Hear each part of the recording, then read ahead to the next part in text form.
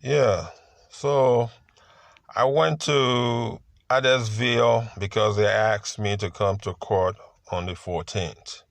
When I got there, it took them forever to actually allow me to stay before the prosecutor and the judge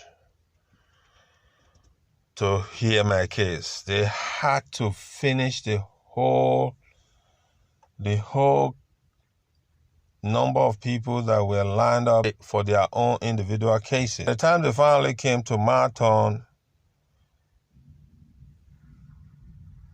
the prosecutor came and laid her claim of me, not stopping by the yield, thereby causing, an accident, which was a lie. And a police officer that was not even present on the very date they happened came to present himself as the witness for the state. So after he, presented his case, I decided to question the officer. Even the so-called drafts that they made, which they included as part of the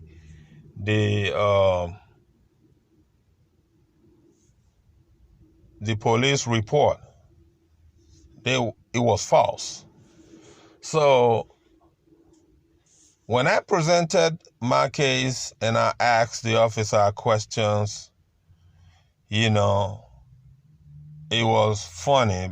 At first he said he was there at the time when the accident happened by the BP, which was a lie, because when it was called in, it took them some minutes before the first police officer came to the location. And then when the second and the third officer came, they were all young guys. This man that came to bear witness, who happened to be a sergeant, was an older man. So the whole setup was just trying to make me guilty so that they will be able to charge me $135, which I eventually paid at the end of the case, even though I presented the picture taken at the point of the accident. Immediately the accident happened, I jumped out of the car, went out through the passenger door, and went and took the picture immediately. And it took the cars along with the traffic light. The light was red. Even when I presented this to the judge, it did not make any difference. The judge said he was going to believe what the police officer cooked up, even though the physical evidence that showed on the picture that the guy ran the light, and that did not count. So this is how the case.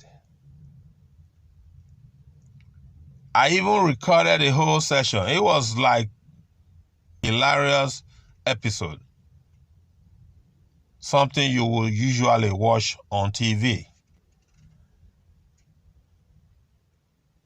It did not count. So when you are black in America nowadays, if you are innocent, it doesn't count. As far as if you're having an accident with a white person and the evidence that is present shows that the white person is at fault, it's not going to count, because they're going to make sure they're going to do everything within their power to make you guilty, which is very sad. It looks like in this society we're living in now, the truth does not count for nothing. It's all about making money. Making money for the city means they want you, the black, pay the money to get the city rich. No matter whether you are guilty or not, they just make you pay that money. It's not even money. There should be a process in our justice.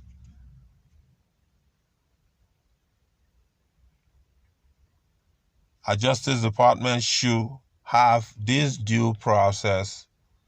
It should not have to matter what color or what race you belong. The due process should be there. It should be blind.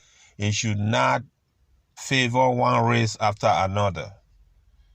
If a person is guilty of a crime, yeah, let the person go forward and let the person be punished according to the law. But if the person is not guilty, the due process is supposed to make sure that that person does not have to go for a crime, does not have to go for a crime that he or she never committed.